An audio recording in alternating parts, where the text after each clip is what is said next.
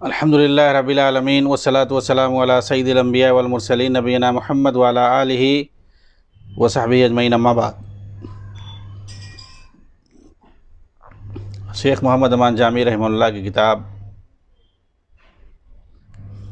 قرۃ اعین السلفیہ بالاجوبہ الجامعہ کے دروس کا سلسلہ چل رہا ہے۔ آج کا یہ درس بھی اسی سلسلے کی ایک کڑی ہے۔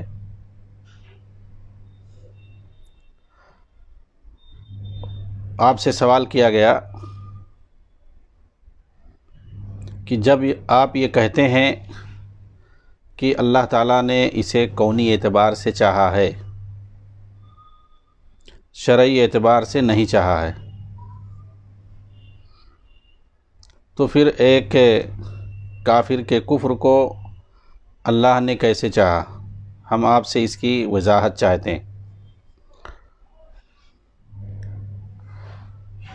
یہاں پر ارادہ کونیہ اور ارادہ شرعیہ کا مسئلہ ہے۔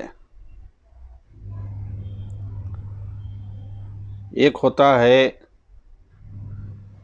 کہ اس کائنات کے اندر جو کچھ بھی ہو رہا ہے انسانوں کے ساتھ یا اللہ تعالیٰ کی مخلوق کے ساتھ، کچھ بھی ہو رہا ہے اس کائنات کے اندر، یہ ماننا پڑے گا کہ وہ سب اللہ کی مرضی سے ہو رہا ہے۔ یہی جو ہے ارادہ کونیہ ہے۔ اور یہ کہ کچھ چیزیں ایسی ہوتی ہیں جن کو اللہ تعالیٰ پسند کرتا ہے اور ان کا حکم، ان کے کرنے کا حکم دیتا ہے۔ تو جس کے کرنے کا اللہ تعالیٰ حکم دے اور اسے پسند بھی کرے تو وہ ارادہ شرعیہ ہے۔ یہ چیز اگر ہمارے سامنے واضح ہو جائے تو پھر اس طرح کا کوئی اعتراض نہیں ہو سکتا ہے۔ چنانچہ یہ دیکھیے، اسی بنیاد پر شیخ جواب دیتے ہوئے کہتے ہیں کہ حقیقت یہ ہے کہ یہ مسئلہ ایسا ہے کہ کبار طلباء کے ساتھ اس پر گفتگو ہونی چاہیے تھی، اس لیے کہ یہ کچھ غامض اور پیچیدہ سا مسئلہ ہے۔ لیکن چونکہ یہاں سوال موجود ہے، اس لیے میری کوشش ہوگی کہ جتنا ممکن ہو سکے اس کی وضاحت کروں۔ سوال سے یہی لگتا ہے کہ آپ لوگوں میں سے اس عبارت کو بعض نے برابر نہیں سمجھا، تو واضح طور پر معلوم ہونا چاہیے کہ کفر و ایمان ہو یا اطاعت و معصیت، سب اللہ تعالیٰ ہی کے علم سے واقع ہوتا ہے اور اسی کی تقدیر اور اسی کے چاہنے سے ہوتا ہے، یعنی اسی کے ارادے سے ہوتا ہے۔ اسے ہم ارادے کونیہ کہتے ہیں، یعنی ایک کافر کا کفر اللہ کے ارادے کونیہ اور مشیت عامہ سے واقع ہوتا ہے، یعنی اللہ کا علم ازلی ہے، وہ ازل سے یہ جانتا ہے کہ ابو جہل کفر ہی کی حالت میں مرے گا اور یہ اس کے لیے مقدر تھا اور اللہ نے اسے کونی اعتبار سے چاہا تھا۔ یہی ارادے کونیہ کا مفہوم ہے۔ اور جہاں تک شرعی اعتبار کا تعلق ہے تو اللہ تعالیٰ نے شرعاً یہ نہیں چاہا تھا کہ ابو جہل کفر کرے، اور نہ ہی اللہ تعالیٰ نے اسے کفر کا حکم دیا تھا، بلکہ اللہ تعالیٰ نے اسے اپنے رسول صلی اللہ علیہ وسلم کے ذریعے ایمان لانے کا حکم دیا تھا۔ کیا ایسا ہو سکتا ہے کہ اللہ کسی کو کفر کا حکم دے؟ بالکل نہیں، بلکہ سب کو اللہ تعالیٰ نے ایمان لانے کا حکم دیا ہے، اور اس کا تعلق اللہ تعالیٰ کے ارادے شرعیہ سے ہے، یعنی اللہ تعالیٰ نے اپنے بندوں کو ایمان کا حکم دیا ہے، اور جو اس پر ایمان لائے گا وہ اس کے نزدیک محبوب ہوگا۔ مگر جب کوئی کفر کرتا ہے تو یہ اس کے ارادے کونیہ کے تحت ہوتا ہے، نہ کہ ارادے شرعیہ کے تحت۔ آپ ایسی باتوں کو چھوڑ کر آگے بڑھیں۔ جب علم میں پختگی آ جائے گی اور عمر بھی زیادہ ہو جائے گی تو ایسے مسائل سمجھنے میں آسانی ہوگی۔ ابھی چھوٹے طلباء کے لیے ایسے مسائل کے سمجھنے میں دشواری آئے گی اور انہیں مزید تشویش اور دشواری میں ڈال دے گی۔ اس لیے میری نصیحت ہے کہ ابھی زیادہ سے زیادہ علم حاصل کریں اور اس طرح کے مشکل اور پیچیدہ مسائل سے دور رہیں یہاں تک کہ علم میں پختگی آ جائے۔ یعنی چونکہ یہ تقدیر کا مسئلہ ہے، اس لیے شیخ چھوٹے بچوں کو نصیحت کر رہے ہیں کہ تقدیر کے مسائل میں زیادہ پڑھنے کی ضرورت نہیں ہے، ورنہ آدمی بھٹک سکتا ہے ادھر ادھر اور گمراہ فرقوں کی تائید کر سکتا ہے۔ ٹھیک ہے، آج کل تو بہت سارے لوگ تقدیر کیا، اللہ تعالیٰ کے وجود پر اور اللہ رب العالمین کی ذات پر گفتگو کر رہے ہیں، اور حدیثوں کے اندر جن چیزوں سے منع کیا گیا ہے اس پر دھڑلے سے سب باتیں کرتے ہیں۔ تو حالانکہ تقدیر کے بارے میں بھی آپ دیکھو گے سلف کے یہاں لوگ گفتگو کرنے سے بچتے تھے۔ بہرحال ظاہر سی بات ہے، جب گمراہی پھیلے گی، بدعقیدگی کا رواج ہوگا تو یہی ساری چیزیں پیدا ہوں گی۔ حقیقت یہ ہے کہ تقدیر پر ایمان لانے کا حکم ہے، جس طریقے سے قرآن اور حدیث میں وارد ہوا ہے، خواہ وہ اچھی ہو یا بری ہو، اس پر ایمان لانے کا حکم ہے، اور اسی تفصیل کے ساتھ جس تفصیل سے حدیثوں کے اندر اور قرآن کے اندر آیا ہوا ہے، نہ کہ اس میں کھود کرید کرنا اور اس کی گہرائی میں جانا اور اس کے اندر سوال پر سوال کرنا۔ سوال پر سوال آپ کرتے جائیں گے اور پھنستے جائیں گے بہت ساری چیزوں میں۔ بس اس کا ایک ہی ہے کہ اللہ تعالیٰ نے جو چاہا وہ ہوا، اور جو نہیں چاہا وہ نہیں ہوا۔ اللہ رب العالمین ہی کے علم سے سب کچھ ہوتا ہے، اسی کی مرضی سے۔ اس بارے میں زیادہ سوالات وغیرہ کرنے سے بچنا چاہیے، ورنہ انسان شک اور شبہے کا شکار ہوگا۔ اس کے بعد جیسا کہ میں نے اسے پہلے بھی کہا ہے کہ یہ کتاب جو ہے عقیدے اور منہج پر ہے، اور اس کے اندر سوالات اکثر بنیادی چیزیں ہیں جمع کی گئی ہیں انسان کو، تاکہ بھٹکنے سے، گمراہ ہونے سے بچانے میں یہ کتاب مدد کرے۔ چنانچہ دیکھیے اگلا سوال آپ سے کیا گیا، اللہ تعالیٰ نے فرمایا ہے کہ وہ عرش پر مستوی ہے، الرحمن علی العرش استویٰ۔ قرآن میں کئی جگہ پر ہے، تقریباً 6-7 جگہوں پر یہی آیت اسی طریقے سے وارد ہوئی ہے، الرحمن علی العرش استویٰ۔ عرش پر اللہ تعالیٰ مستوی ہے، بالکل واضح ہے۔ اب اس میں تعویل کرنے کی کیا ضرورت ہے؟ تعویل کا مطلب انکار ہوتا ہے۔ میں صاف صاف کہتا ہوں، قرآن کے اندر اللہ تعالیٰ کے اسماء اور صفات میں تعویل کا معنی انکار ہوتا ہے۔ بہت سارے لوگوں نے کہا نہیں وہ منکر نہیں ہے، وہ تو تعویل کر رہے ہیں۔ یہ واضح ہونا چاہیے، میں بار بار اس لیے واضح کرتا ہوں تاکہ ان کی حقیقت معلوم ہو سکے اور یہ ایکسپوز ہو سکیں، کیونکہ قرآنی آیات کا یہ انکار کرتے ہیں، ٹھیک ہے، اور انکار کر کے یہ سب سے بڑے اپنے آپ کو موحد اور مسلمان بننے کی کوشش کرتے ہیں، اور جو صحیح اس پر ایمان لاتا ہے اس کو یہ گمراہ بنانے اور گمراہ کہنے اور اس کو جو ہے گمراہ بنانے کی کوشش کرتے ہیں۔ تو آپ دیکھیں تعویل، ٹھیک ہے، تعویل کے کئی معنی ہوتے ہیں۔ تعویل کا ایک معنی تفسیر اور وضاحت کی بھی ہوتا ہے، تشریح کے بھی ہوتا ہے، لیکن یہ لغوی اعتبار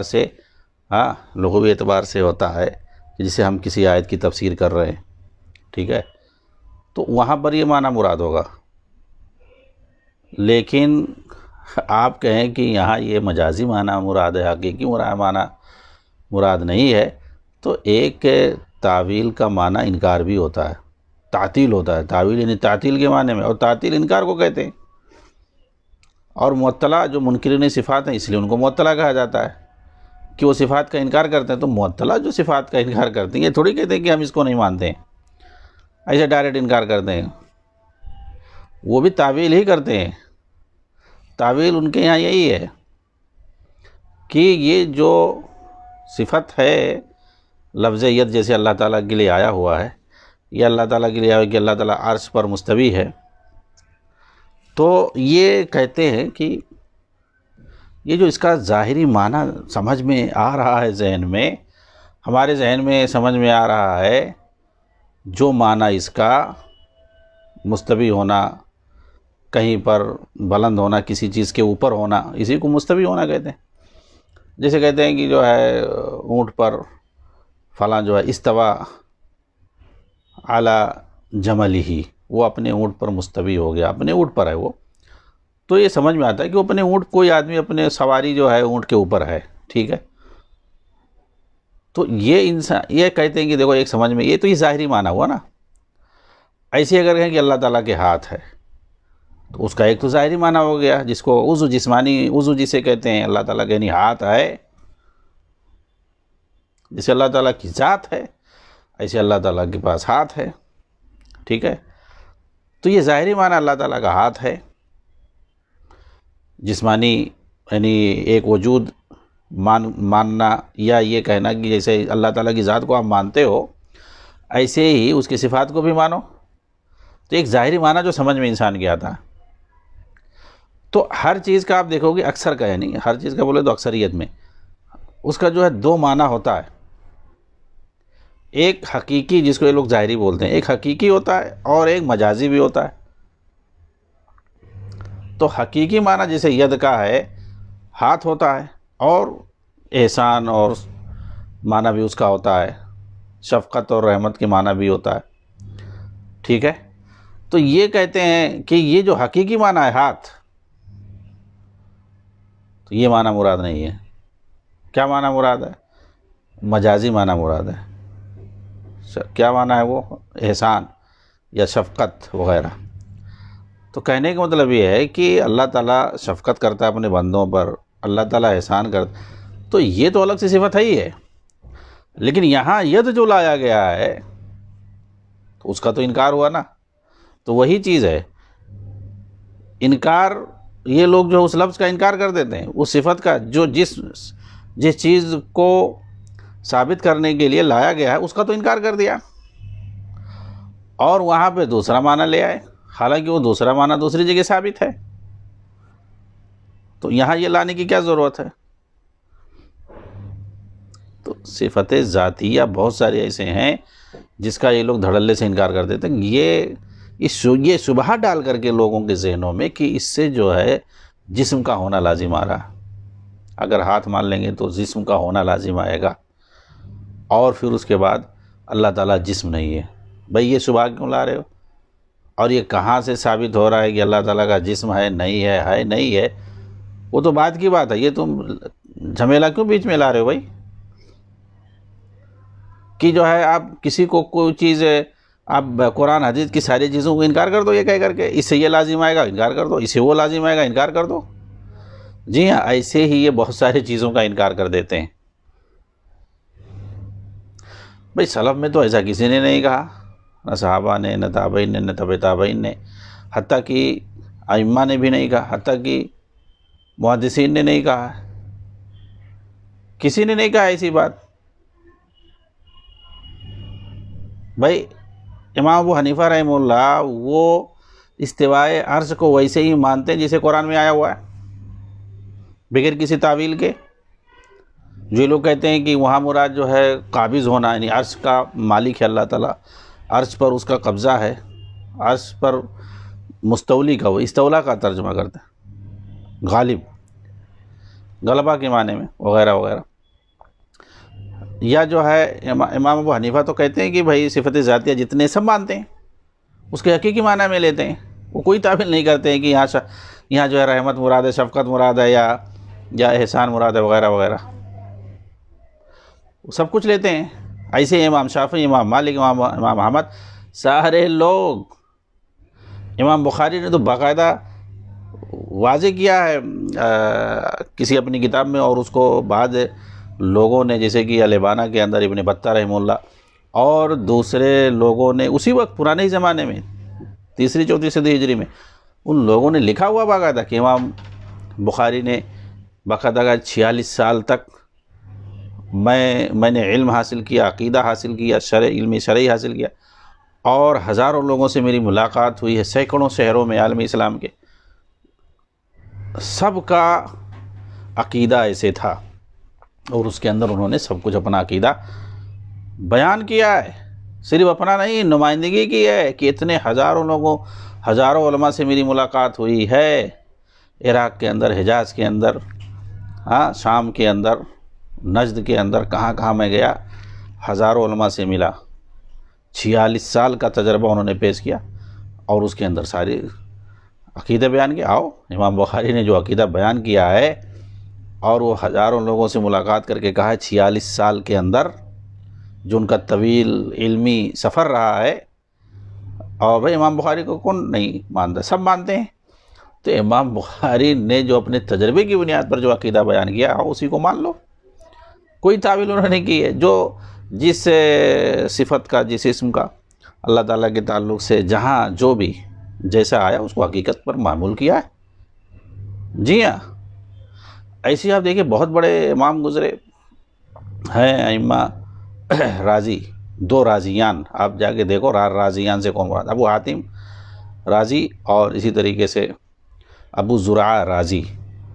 تو ایک ہیں ابو عبد الرحمن الرازی، جو کہ ابو حاتم کے لڑکے ہیں، یہ بھی بہت بڑے محدث تھے، یہ دونوں بھی محدث ہیں، ابو حاتم اور ابو زرعہ۔ تو ابو حاتم کے لڑکے تھے ابو عبد الرحمن، انہوں نے عقیدہ باقاعدہ نقل کیا، کہا کہ جو ہے میں نے، وہ دونوں ساتھ میں رہتے تھے، تو میں اپنے جو ہے والد محترم ابو حاتم رازی اور ان کے جو ساتھی ہیں ابو زرعہ الرازی، دونوں شہر ری کے تھے، اور ان کے بھی علمی اسفار مشہور ہیں پورے عالم اسلام کے اندر، کہاں کہاں محدثین میں شمار کیے جاتے ہیں، جرح و تعدیل کے اندر بہت ہی ماہر مانے جاتے ہیں۔ ان کا عقیدہ دیکھ لو بھائی، انہوں نے باقاعدہ نقل کیا ہے، انہوں نے عقیدہ بیان کیا اپنا تجربے کی روشنی میں، علم اسفار کی روشنی میں، کہ ہم نے جو ہے سب کو کہا، انہوں نے کہا کہ یہ جو میں بیان کرنے جا رہا ہوں، کسی کو میں نے پایا ہی نہیں کسی نے کوئی اختلاف کیا ہو، سب کا یہی عقیدہ ہے، نقل کر دیا۔ تو اس وقت یہ جو گمراہی جو بعد میں آئی ہے نا، اس سے پہلے جو جن لوگوں نے جمع کیا ہے، یہ لوگ کہتے ہیں کہ پہلے اس طرح کی باتیں کون کرتا تھا، صحابہ کے زمانے میں، تابعین، تبع تابعین وغیرہ کے زمانے میں، ائمہ محدثین کے زمانے میں اس طرح کوئی بات ہی نہیں کرتا تھا۔ ارے بات کیوں نہیں کرتے تھے بھائی؟ اللہ کے رسول سے کیوں صحابہ نے پوچھا؟ جب اللہ کے رسول صلی اللہ علیہ وسلم معراج سے آئے واپس، تو ظاہر سی بات ہے کہاں گئے تھے؟ اللہ سے ملنے۔ اللہ سے ملنے کہاں گئے تھے بھائی؟ 7واں آسمان کے اوپر گئے تھے۔ اللہ نے کہا کہ 7واں آسمان سیر کر کے آ گئے، اس کا مطلب کیا ہوا؟ اللہ تعالیٰ اوپر ہے نا، 7واں آسمان کے اوپر ہے، اس کا مطلب یہی ہوا۔ اور ان لوگوں کا یہ جو کیا وہ اشعری ماتریدی، تو کہتے ہیں مختلف جگہوں پر ان کی کتابوں میں لکھا ہوا ہے، اور سب سے پہلے کہتے ہیں کہ جنہوں نے لکھا 4 صدی ہجری میں، 4 صدی ہجری میں العقیدہ السنوسیہ، اس میں لکھا ہوا ہے اللہ تعالیٰ نہ کائنات کے اندر ہے، نہ باہر ہے، نہ یہاں نہ آگے، 6 سمت آتا کہیں نہیں ہے، یہ لکھا ہوا ہے کہیں نہیں ہے۔ تو یہ لوگ تو کیا ہوا؟ انکار ہوا نا، جب نہ اندر ہے نہ باہر ہے، نہ اوپر ہے نہ نیچے ہے، نہ دائیں نہ بائیں، تو پھر ہے کہاں بھائی؟ 6 سمت جو بنتے ہیں ان کا اگر آدمی انکار کر دے، نہ ادھر ہے نہ ادھر ہے، نہ کہیں تو ہوتا ہی ہے۔ تو کہتے ہیں کہ کچھ لوگ تو کہتے ہیں، اس لیے کہتے ہیں یہ جہاد کا انکار اس لیے کہتے ہیں کہ نہ دائیں ہے نہ بائیں، نہ اوپر ہے نہ نیچے، ٹھیک ہے؟ یہ سب جو جہاد کا انکار، کیونکہ اسے جہت لازم آتا، اگر ہم کہیں ادھر ہے ادھر ہے، تو دوسرے الفاظ میں ان کے یہاں کیا بنتا ہے، اس کا خلاصہ کیا ہوتا ہے کہ ہر جگہ ہے۔ جب ہر جگہ مانتے تو عرش پر بھی تو ہونا لازم ہے، تو کیوں وہاں کا انکار کر رہے ہو؟ حالانکہ عقیدہ غلط ہے، لیکن تمہارے اس گمراہ عقیدے کے مطابق بھی عرش پر ہونا لازم آیا نا، کہیں نہیں اور ہر جگہ ایسا کوئی ہوتا ہے؟ تو یہ ساری گمراہی عقیدہ سنوسیہ سے شروع ہوتی ہے، جو یہی اشعری ماتریدیوں کی ہے۔ یہ سب مانتے ہیں، جتنے اشاعرہ ماتریدیاں ہیں سب اس چیز کو مانتے ہیں۔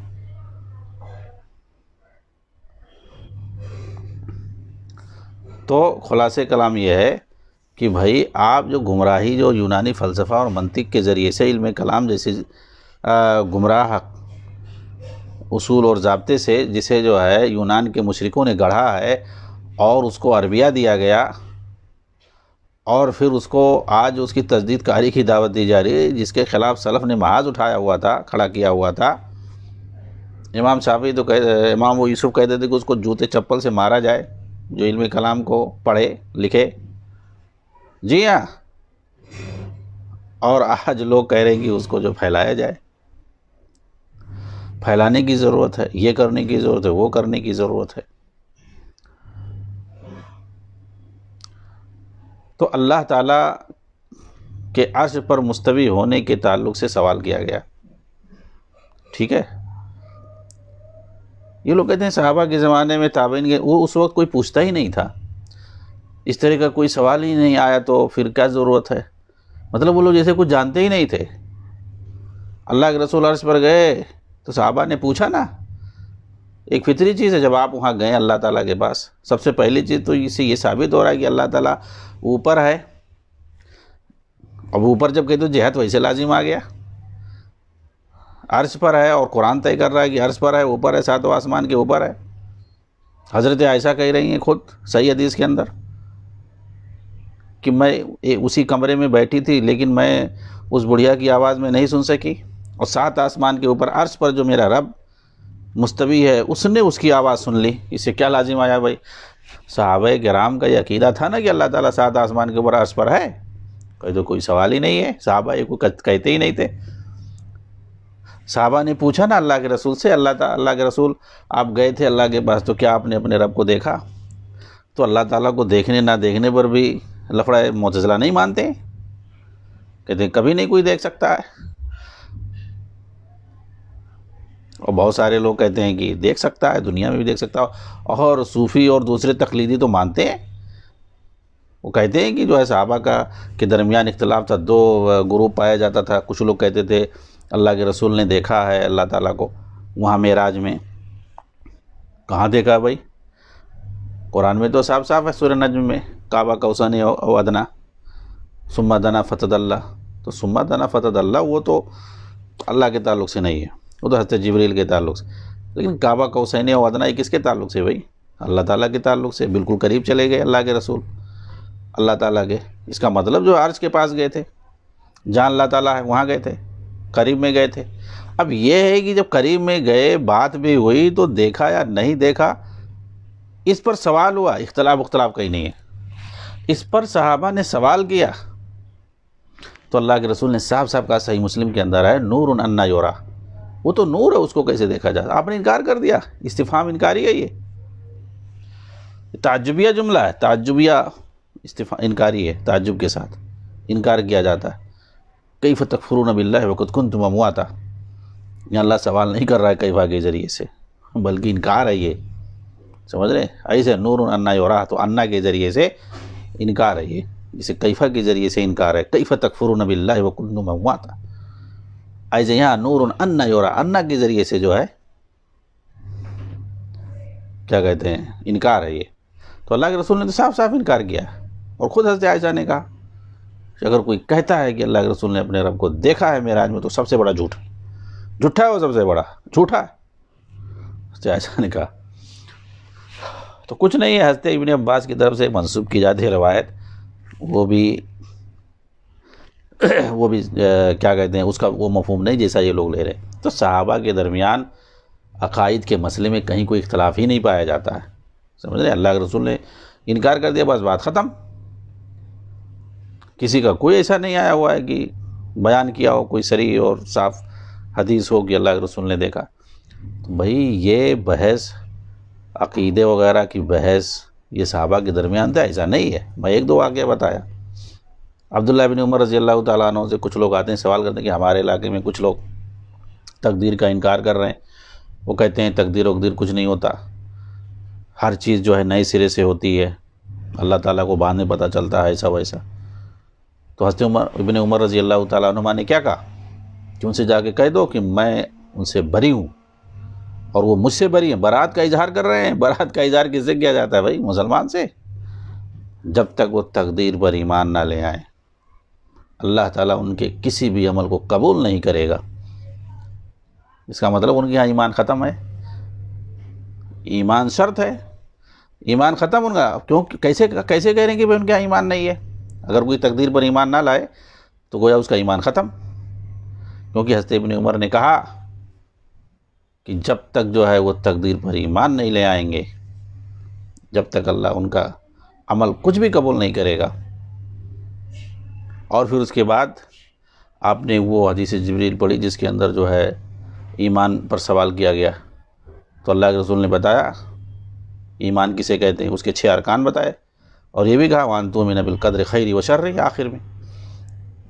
تو تقدیر کے یہ ارکان ہے، ارکان ایمان میں سے.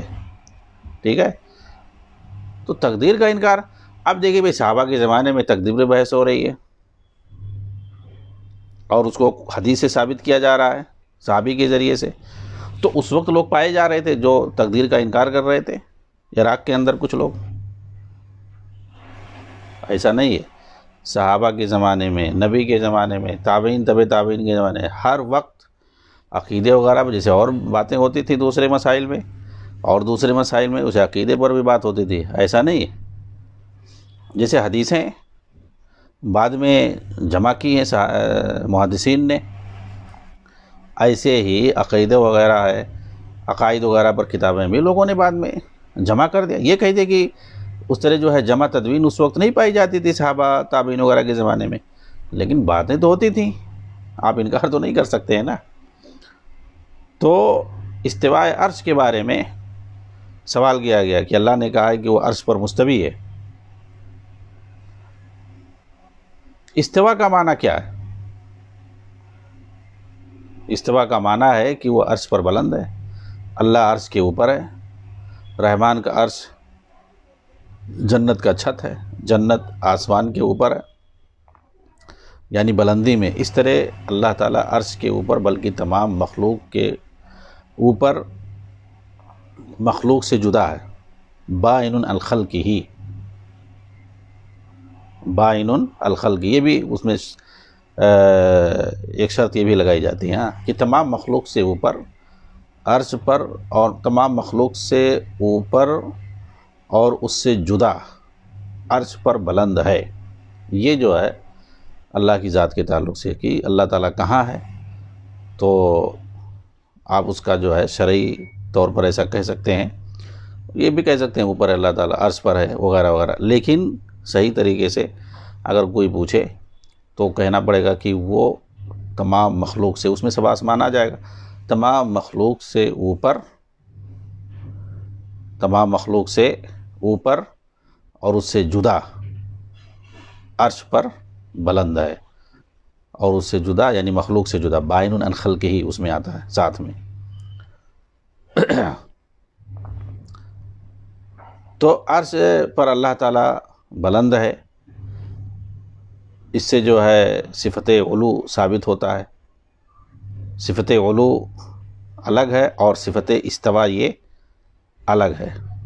ٹھیک ہے، کیونکہ صفت استوا جو ہے یہ فعلی صفت ہے، اور صفت علو جو ہے یہ صفت ذاتیہ ہے. انشاءاللہ جو ہے ہم اس پر تفصیلی گفتگو کریں گے، کیونکہ یہ سوال جو ہے لمبا، اور پھر اس کے بعد اس کا جواب بھی لمبا ہے، تو اس پر گفتگو کریں گے. اسی پر میں اکتفا کرتا ہوں. وآخر دعوانا الحمدللہ رب العالمین، والسلام علیکم ورحمۃ اللہ وبرکاتہ.